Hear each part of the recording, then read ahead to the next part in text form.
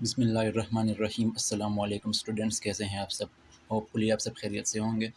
अच्छा स्टूडेंट्स, आज की इस वीडियो में हमने जो हमारा चैप्टर नंबर 11 है उसका क्वेश्चन नंबर 15 हमने सॉल्व करना है। तो पेज नंबर मेरे पास है 393, सुहेल अफजल और एमआरएफ की जो बुक है। तो यहाँ पे मैंने पिक्चर इंसर्ट की हुई है, तो क्वेश्चन को पढ़ लेते हैं। The following trial balance was extracted from the books of Saad and bros on 31st December 2015. You are requested to prepare trading and profit and loss account for the year ended 31/12/2015 and a balance sheet as at that date. तो as per routine सबसे पहले trading and profit and loss account और उसके बाद balance sheet. तो trading and profit and loss account का format यहाँ पे मैं ऑलरेडी बना चुका हूँ, ये आपको नज़र आ रहा होगा। तो सबसे पहले ट्रेडिंग अकाउंट की डेबिट साइड पे ओपनिंग स्टॉक यहाँ पे हमें गिवन है, ये ट्रायल बैलेंस है, डेबिट बैलेंसेस, ये क्रेडिट बैलेंसेस। ठीक है जी, यहाँ तक डेबिट बैलेंस है, इसके आगे यहाँ से फिर आगे क्रेडिट बैलेंसेस है। और नेक्स्ट पेज पे कुछ एडजस्टमेंट्स है, तो एडजस्टमेंट्स को देख लेते हैं पहले। Provision for bad debts is to be maintained at 5% on sundry debtors. ये जो है प्रोविजन फॉर डाउटफुल डेट्स से न्यू प्रोविजन जो है, ठीक है, क्योंकि न्यू प्रोविजन हमें हमेशा एडजस्टमेंट्स में गिवन होती है। इसके बाद क्लोजिंग स्टॉक की वैल्यू गिवन है और the manager is entitled to a commission of 10% on the net profit after charging such commission. तो ये एक नई चीज़ है, इसके लिए हम वर्किंग करेंगे, तो इसको हम एंड पे देखेंगे। जब सारी चीज़ें रिकॉर्ड हो जाएगी उसके बाद जब नेट प्रॉफिट आएगा वहाँ पे हम इसको कैलकुलेट करेंगे। इसके लिए एक वर्किंग है, जो पहले जो क्वेश्चन हमने किए हैं उसमें अभी तक इस तरह की वर्किंग नहीं आई, तो इसको हम देखते हैं एंड पे। तो सबसे पहले ओपनिंग स्टॉक की अमाउंट यहाँ पे गिवन है, ये है 30,000, तो यहाँ पे 30,000।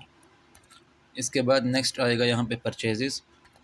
तो परचेजेस की अमाउंट यहाँ पे गिवन है, ये हैं परचेजेस लेस रिटर्न्स, ब्रैकेट में लिखा हुआ है। तो इसका मतलब ये है कि इसमें से रिटर्न्स ऑलरेडी माइनस हो चुके हैं, तो ये अमाउंट एज इट इज़ यहाँ पे आ जाएगी 1,15,500। नेक्स्ट हम यहाँ पे देखते हैं, अगर कोई डायरेक्ट एक्सपेंस गिवन है तो वो यहाँ पे आ जाएगा। तो जी यहाँ पे है ट्रांसपोर्टेशन इन या कैरेज इन, इसका मतलब एक ही है, तो ये डायरेक्ट एक्सपेंस है, इसकी अमाउंट यहाँ पे 15,000 है, तो ये यहाँ पे आ जाएगा। नेक्स्ट इसके अलावा कोई और यहाँ पे डायरेक्ट एक्सपेंस गिवन नहीं है, तो क्रेडिट साइड पे जाएंगे। सबसे पहले यहाँ पे आएगा सेल्स। तो सेल्स की अमाउंट यहाँ पे गिवन है लेस रिटर्न्स, इसमें से भी जो सेल्स रिटर्न्स है वो ऑलरेडी माइनस हो चुके हैं 1,64,000, तो ये एज इट इज़ यहाँ पे आ जाएगा। सेल्स के बाद नेक्स्ट यहाँ पे आएगा क्लोजिंग स्टॉक। तो क्लोजिंग स्टॉक की अमाउंट यहाँ पे हमें गिवन है एडजस्टमेंट्स में 59,250, तो यहाँ पे 59,250। तो यहाँ तक हमारा ट्रेडिंग अकाउंट कंप्लीट हो गया है। दोनों साइड का टोटल करके ग्रॉस प्रॉफिट कैलकुलेट करेंगे।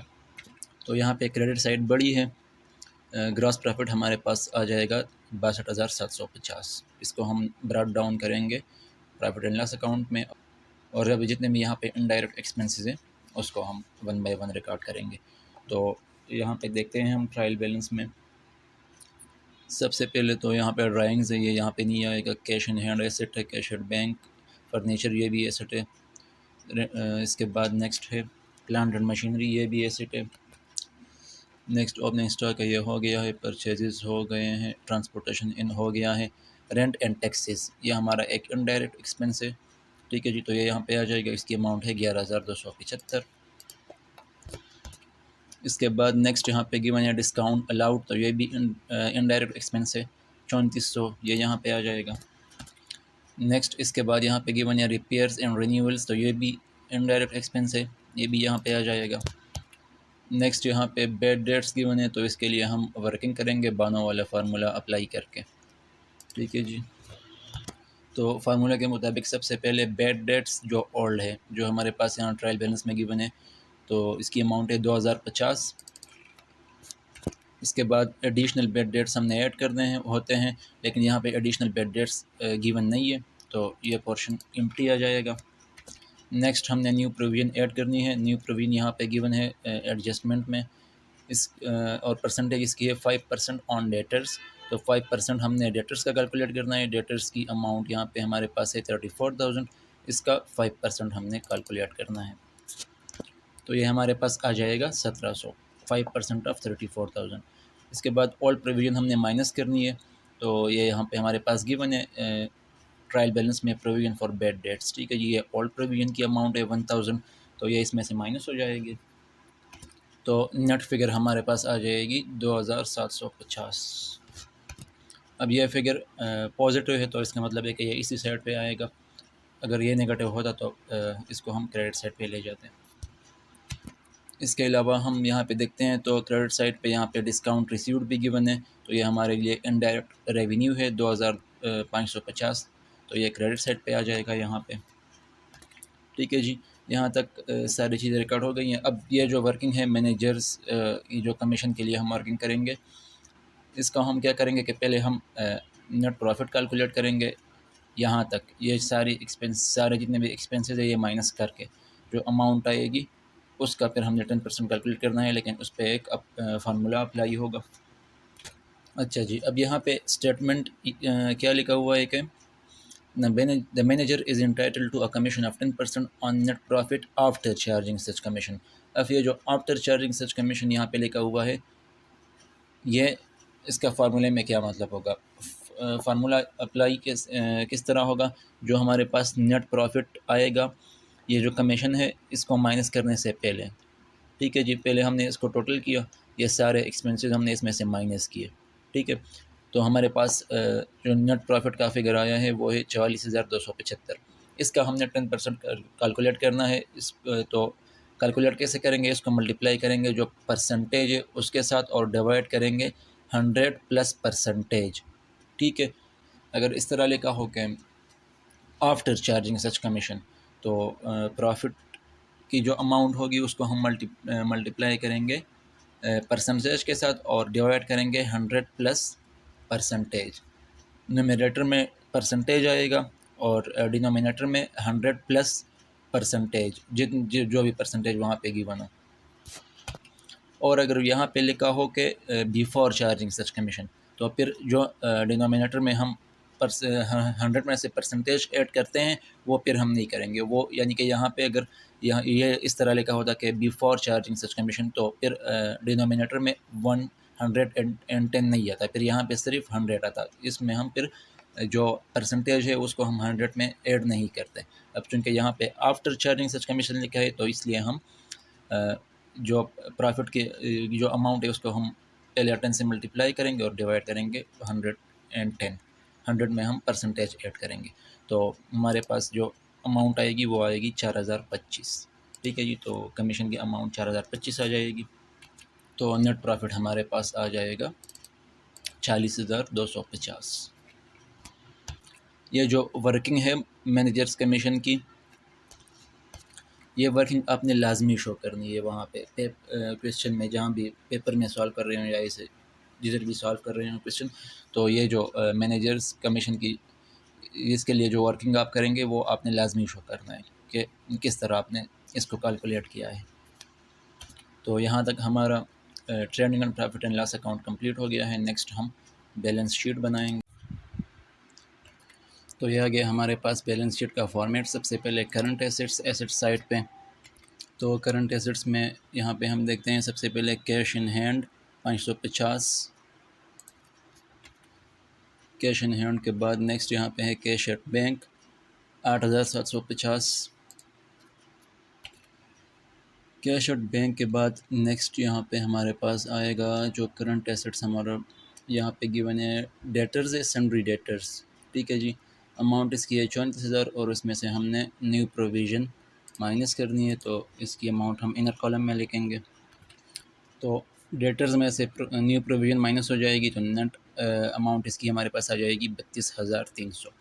अच्छा जी, सन्ड्री डेटर्स के बाद नेक्स्ट यहाँ पे हम देखते हैं तो बिल्स रिसीवेबल है, करंट एसेट, इसकी अमाउंट है 3,975, तो ये एज इट इज़ यहाँ पे आ जाएगा, ठीक है जी। बिल्स रिसीवेबल के बाद नेक्स्ट यहाँ पे हम देखते हैं तो यहाँ पे ट्रायल बैलेंस में कोई और करंट एसेट गिवन नहीं है, एडजस्टमेंट में क्लोजिंग स्टॉक गिवन है, तो ये यहाँ पे आ जाएगा 59,250। इसके बाद नेक्स्ट हम हेडिंग बनाएंगे फ़िक्स्ड एसेट्स का। अच्छा जी, फ़िक्स्ड एसेट्स में सबसे पहले यहाँ पे हम देखते हैं तो प्लांट तो फर्नीचर की अमाउंट है 9,000, ठीक है जी। इस पे डिप्रिसिएशन वगैरह नहीं है, तो ये एज इट इज़ यहाँ पे आ जाएगा। फर्नीचर के बाद नेक्स्ट यहाँ पे गिवन है प्लांट एंड मशीनरी, इस पे भी डिप्रिसिएशन नहीं है और इसकी अमाउंट है 15,000, तो ये भी एज इट इज़ यहाँ पे आ जाएगा, ठीक है जी। तो यहाँ तक एसेट्स सारे के सारे रिकॉर्ड हो गए हैं। लाइबिलिटीज़ साइड पर जाएंगे, सबसे पहले करंट लाइबिलिटीज़ का हेडिंग बनाएंगे। तो करंट लाइबिलिटीज़ में सबसे पहले यहाँ पे हम देखते हैं ट्रायल बैलेंस में, तो यहाँ पे गिवन है सन्ड्री क्रेडिटर्स, इसकी अमाउंट है 41,250, तो ये एज इट इज़ आ जाएगा क्योंकि इसमें कोई एडजस्टमेंट वगैरह नहीं है। इसके बाद यहाँ पे कोई और गिवन नहीं है ट्रायल बैलेंस में, लेकिन एडजस्टमेंट में जो हमारा ये जो हमने कैलकुलेट किया था कमीशन, मैनेजर्स कमीशन जो हमने कैलकुलेट किया था, तो ये अब पेएबल है क्योंकि अभी ये पे हुआ नहीं है, हमने पे करना है, तो ये हमारे लिए एक करंट लायबिलिटी है, ठीक है जी। तो मैनेजर्स कमीशन पेएबल और अमाउंट इसकी जो हमने यहाँ पे कैलकुलेट की है ये आएगी 4,025, ये वाली, ठीक है जी। नेक्स्ट कोई और यहाँ पे करंट लायबिलिटी गिवन नहीं है, तो नेक्स्ट हम लॉन्ग टर्म लायबिलिटीज़ या फिक्स्ड लायबिलिटीज़ का हेडिंग बनाएंगे। तो ये हमारे पास यहाँ पे इसमें सिर्फ कैपिटल ही आएगा, कोई और लॉन्ग टर्म लोन वगैरह नहीं है। यहाँ पे कैपिटल की अमाउंट यहाँ पे है 49,300, तो इसको हम इनर कॉलम में लिखेंगे। नेट प्रॉफिट इसमें ऐड हो जाएगा जो कि यहाँ पे हमारे पास आया है 40,250, तो ये आ जाएगा 79,550। अब इस क्वेश्चन में अगर हम यहाँ पे देख ले तो ड्राइंग्स भी गिवन है 6,000, तो ये इसमें से कैपिटल में से माइनस हो जाएगा 6,000, तो नेट अमाउंट हमारे पास आ जाएगी 83,550। तो यहाँ तक सारी चीज़ें रिकॉर्ड हो गई है। अब हम बैलेंस शीट की दोनों साइड्स का टोटल करेंगे और देखेंगे कि ये आपस में इक्वल है या नहीं। जी स्टूडेंट्स, तो ये आप देख सकते हैं कि बैलेंस शीट की दोनों साइड्स आपस में इक्वल है, 1,28,825 दोनों साइड्स पे बैलेंस आ रहा है। तो इसके साथ ही ये क्वेश्चन हमारा कंप्लीट हो गया है। होपफुली आपको क्वेश्चन की समझ आ गई होगी। अगर फिर भी आपको कहीं पे कन्फ्यूजन है, किसी चीज़ की समझ ना आई हो, तो आप कमेंट में पूछ सकते हैं। तो अगर आपको वीडियो अच्छी लगी हो तो वीडियो को लाइक करें और चैनल को भी सब्सक्राइब करें और साथ में बेल आइकन को भी प्रेस करें ताकि आने वाली हर नई वीडियो की अपडेट आपको ईजिली मिल सके।